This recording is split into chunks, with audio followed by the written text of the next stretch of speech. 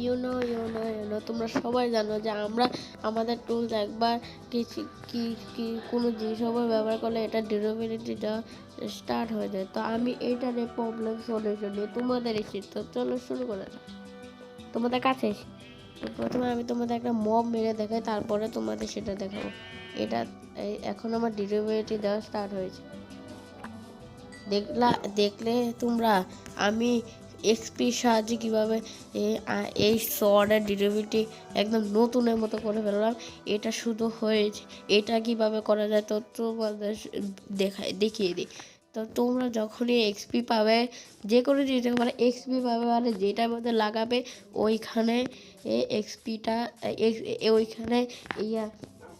ওইখানে তোমরা এক্সপিটা নেওয়ার আগে যেই জিনিসে এক্সপি লাগাবে সেই জিনিস হাতে নিয়ে নেবে, তাহলেই হয়ে যাবে। তারপরে তোমরা এরকম করতে পারবে। তো আজকের ভিডিও এই পর্যন্ত, বাই বাই।